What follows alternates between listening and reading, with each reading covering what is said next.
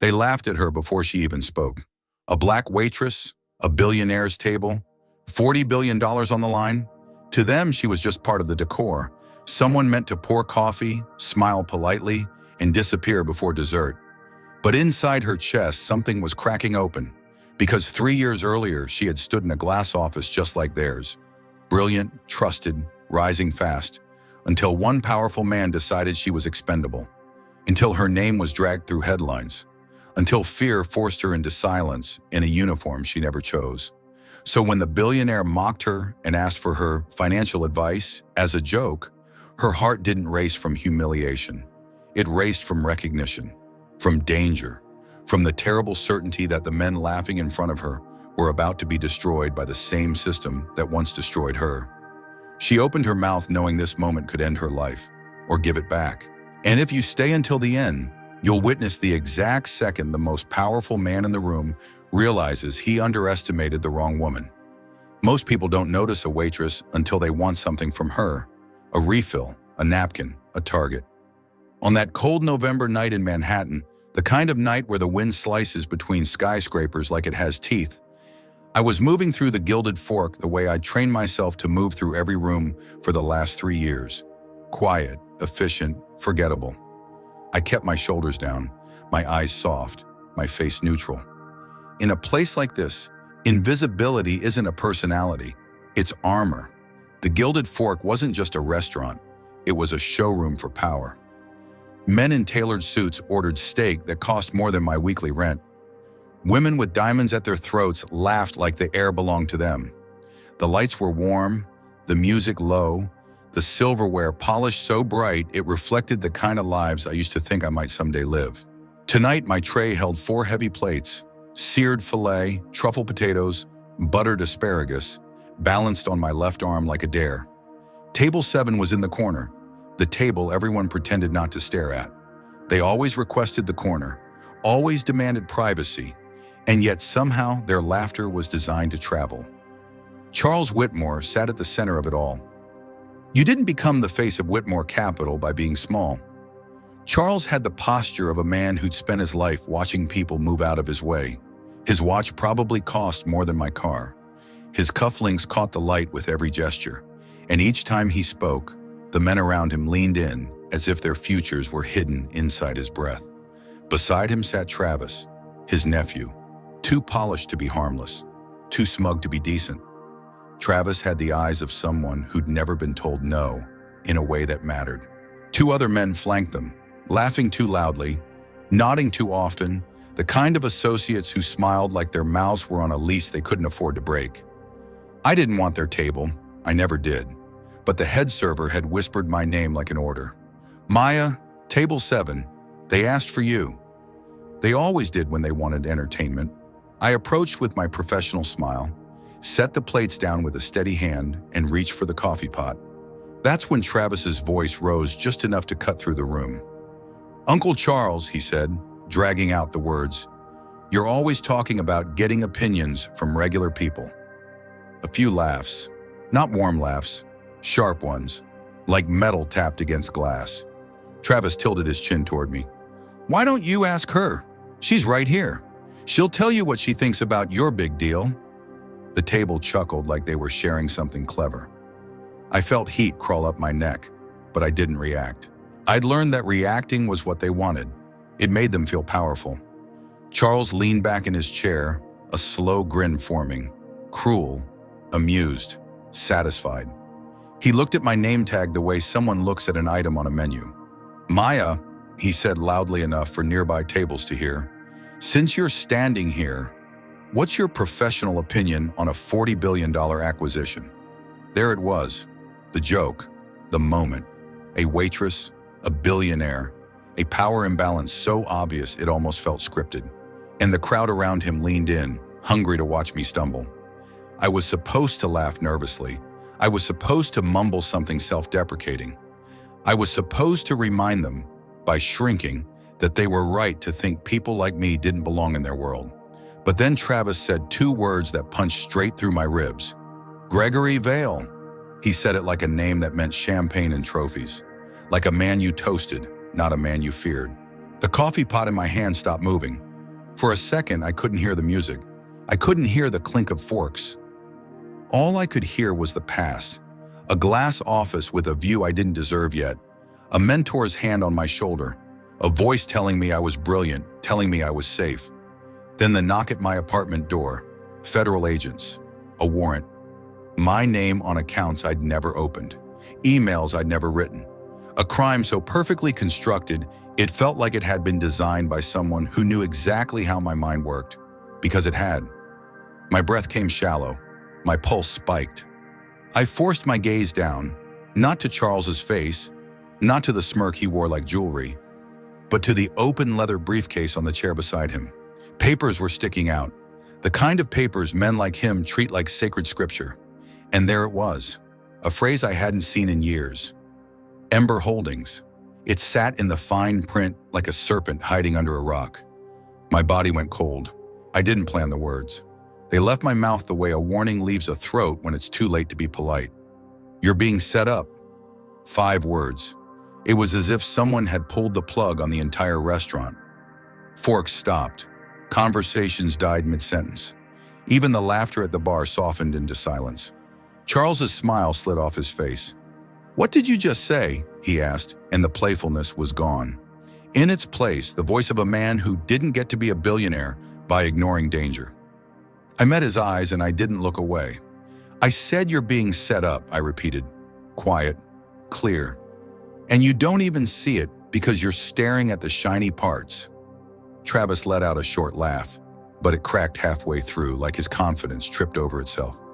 "Uncle, come on!" Charles didn't look at him. He didn't blink. "Keep talking," he said to me.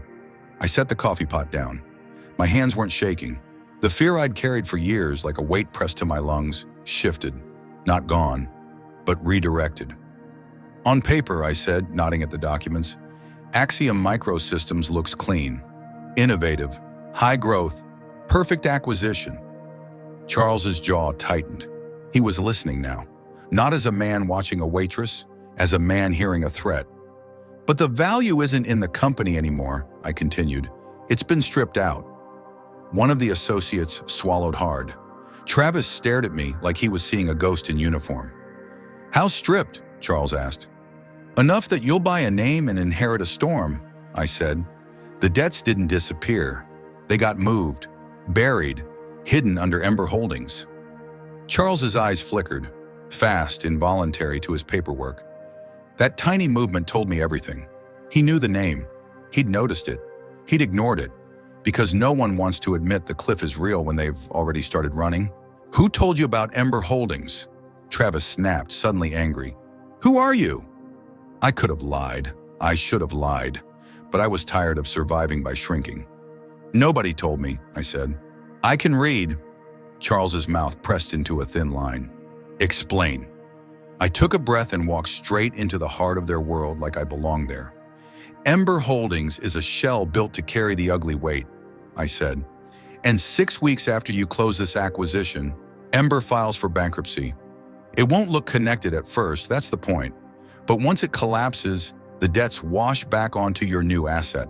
Suddenly, Axiom is a hollow trophy with chains attached." Silence. Even Travis looked uneasy now, like the joke had grown teeth. "And while you're bleeding," I said, "while you're scrambling to explain why your credit rating is collapsing, why your investors are panicking, Gregory Vale will step in with a solution, a takeover, cheap, predatory, clean enough for headlines." Charles's face went pale in a way money couldn't fix. Travis stared at his uncle, then at me, and for the first time he didn't look entertained. He looked afraid. Charles leaned forward slowly, elbows on the table. "You're saying Vale wants my company. I'm saying he wants your company the way arsonists want insurance," I said. "He lights the match, then offers you water, for a price." One of the associates whispered, "That's insane." I turned my gaze to him. "So is stealing a house one brick at a time? But it works when nobody checks the foundation."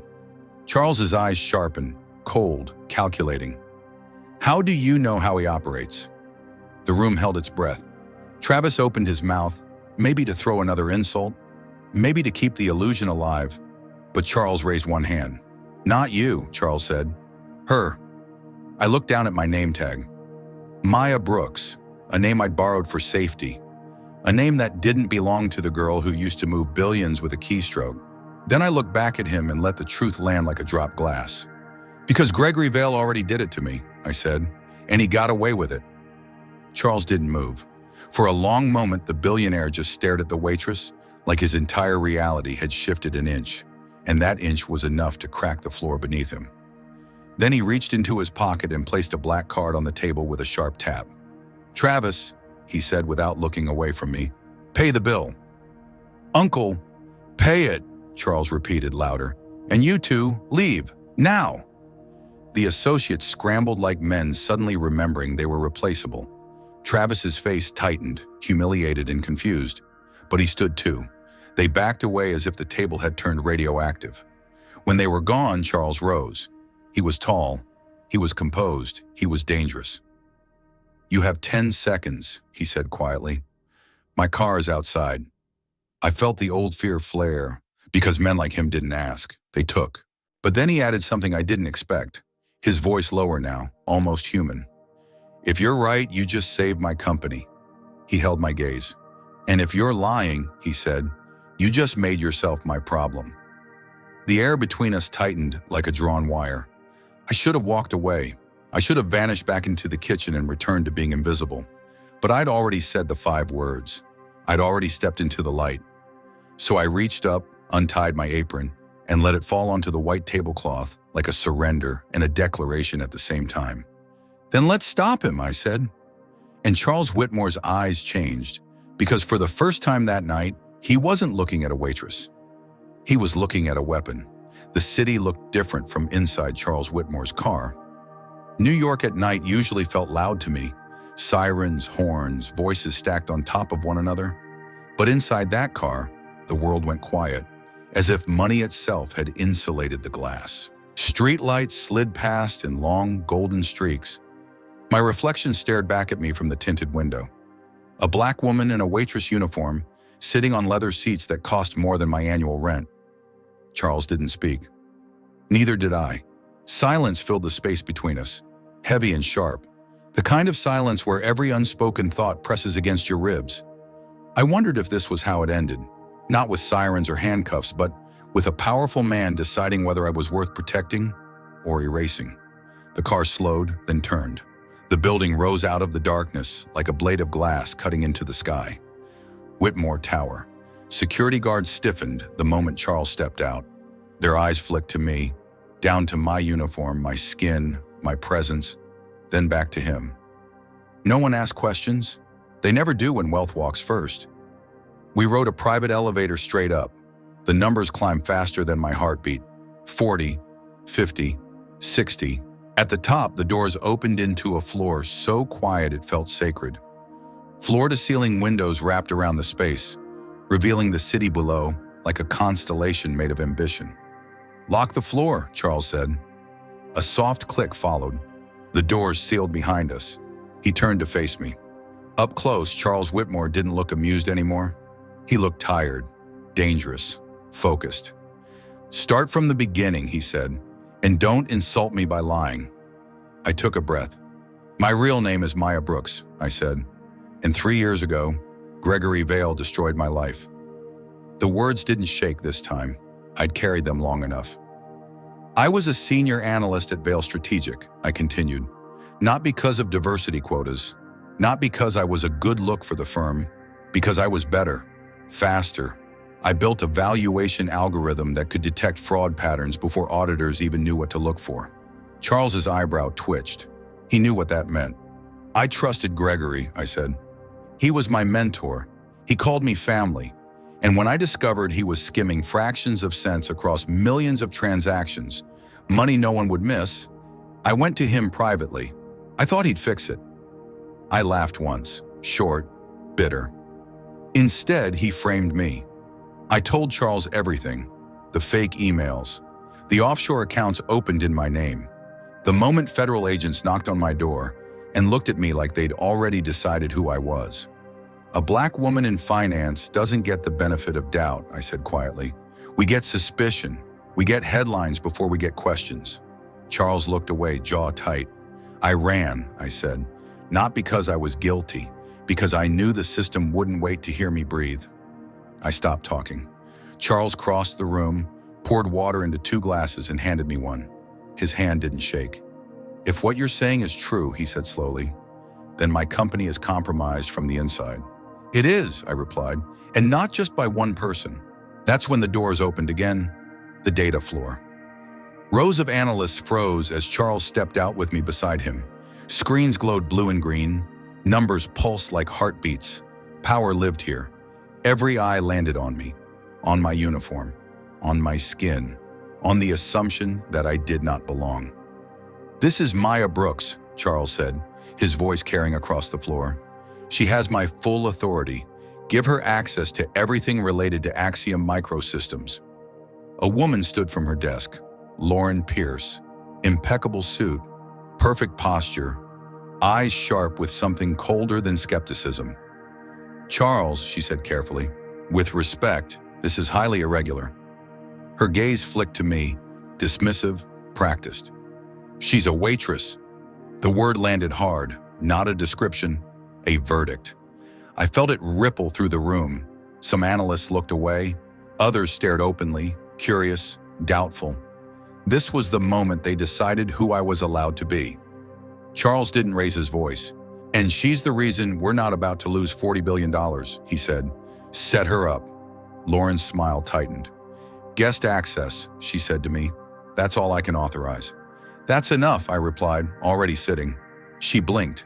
You won't get through encrypted. My fingers moved. The keyboard responded like it remembered me. 30 seconds later, I was inside files Lauren didn't even know existed. The room shifted. I heard someone whisper, How did she? Lauren's face drained of color. Lock my screen, I said. No one watches this but me.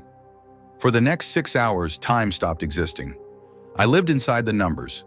I followed money through borders and shells and lies. I pulled satellite images of Axiom's overseas facilities, empty warehouses, abandoned plants dressed up as innovation hubs. Gregory Vale's fingerprints were everywhere, and not just his. Lauren hovered too close. Mark Caldwell, the CFO, whispered with her in corners, their eyes darting toward me like prey tracking a hunter. Then I found it, a biometric lock, not password protected, person protected. I leaned back slowly. Lauren approached, confidence returning like armor. Hit a wall? She asked sweetly. Yes, I said. I did. Her smile widened. But I found something else, I added casually. Monthly transfers, Meridian Consulting, same amounts, same dates. Lauren froze. That routing number, I continued. It's interesting. Same bank as your payroll. Her breath caught. I traced Meridian, I said softly, through proxies, through shells, back to Gregory Vale. The room went silent. You're his inside gate, I said, the only one who can unlock the final file. This is insane, she whispered. Security? I offered. Go ahead. But while we're waiting, I tapped a key. I moved every cent from Meridian into an SEC escrow account. Your safety net is gone. Lauren's knees almost buckled. Charles stepped forward, his presence filling the room like a storm. Unlock it, he said. With shaking hands, Lauren complied. The file opened. Project Blackwater, fake patents, inflated valuations, criminal conspiracy, worse than I feared. I reached for the final document. Well, a familiar voice drawled. My blood turned to ice. Gregory Vale stood by the elevator, immaculate as ever, smiling. I thought you were serving coffee, he said. This is quite the promotion. The room suffocated. Gregory's eyes slid over me with practiced contempt. Still pretending you belong? He asked. Charles moved in front of me. Get out, he said. Gregory laughed softly. Richard, sorry, Charles. Let's be reasonable. Fire her. Sign the deal. Be rich. Then he looked at me again. They'll never believe you, he said quietly. They never do. I felt the weight of every room I'd ever walked into and been doubted, every resume overlooked, every mistake magnified. I lowered my head. He smiled, and that was his mistake. You're right, I said softly. This isn't enough. Charles's heart sank. Gregory relaxed. Then I reached into my bag. and pulled out the hard drive. His smile died. "This," I said, "is your signature." I plugged it in. 2 columns appeared, identical. Line for line. "Twice," I said. "You confessed twice." Gregory staggered back, and the room finally saw him. Not a genius, not a titan, just a man who underestimated the woman he tried to erase. The war wasn't over, but the truth had teeth now, and it was hungry. Gregory Vale didn't scream when the evidence filled the screens. He didn't curse. He didn't beg. He simply stared at the twin columns of code, at the numbers aligning like a confession written twice, at the proof that refused to blink. The room held its breath. The hum of servers sounded suddenly loud, like the building itself was listening. "This is a misinterpretation," Gregory said at last, voice smooth, practiced. "Anyone can make numbers look similar if they want." "Line 42, I said, calm. "The rounding error you used to hide fractional transfers. You kept it because you liked how elegant it was." Gregory's eyes flicked, just once, to the screen. "And line 87, I continued. "The failsafe that reroutes when auditors ping the ledger. You taught me to build that." The word "taught" landed heavier than any accusation. Charles Whitmore didn't look at Gregory anymore. He looked at me, not with doubt, with recognition. "Security," he said into his phone. "Call the SEC, now." Gregory took a step back, then another. His confidence cracked like porcelain under pressure. "You're making a mistake," he said louder now. "This deal, this company, you'll destroy value." "No," Charles replied. "You tried to poison it." Gregory lunged, not at Charles, at me. It happened fast, his hand reaching, his face twisted by panic and rage. But it didn't reach far. A bodyguard intercepted him with a single, decisive movement. Gregory hit the floor, the sound dull and final. The room erupted into motion, security flooding in, phones ringing, voices overlapping. I stood still. 3 years of running ended in that moment. Not with a chase, not with fear, but with truth standing upright. As Gregory was dragged away, he twisted his head toward me. The mask was gone now. All that remained was disbelief. "They'll still doubt you," he spat. "They always do." I met his gaze. "Maybe," I said, "but not today." The doors closed behind him. Silence returned. Then it broke, softly, awkwardly, as people began to breathe again. Charles turned to Lauren Pierce and Mark Caldwell. "You're both terminated," he said. "Effective immediately. Your access is revoked. You'll speak to investigators downstairs." Lauren's shoulders collapsed. Mark didn't protest. The illusion had shattered. There was nothing left to hide behind. When they were gone, Charles faced the room. "This floor is on lockdown," he said. "Anyone who cooperates fully will have counsel. Anyone who doesn't, won't." He looked at me again, his voice lowering. "Maya, walk with me." We took the private elevator up to the roof. New York opened beneath us, lights stitched into the night like constellations, traffic pulsing like veins. The city looked the same as it always had, but for the first time in years, it didn't feel like it was pressing down on my chest. Charles stopped near the railing. "I owe you an apology," he said. I raised an eyebrow. "For the joke?" "For the assumption," he corrected. "For thinking brilliance comes with a uniform." He took a breath. "I can fund your defense. Publicly. We'll use this evidence to clear your name." I thought of the nights I'd counted tips in a tiny kitchen, of the looks that slid past me, of the rooms where my voice never entered.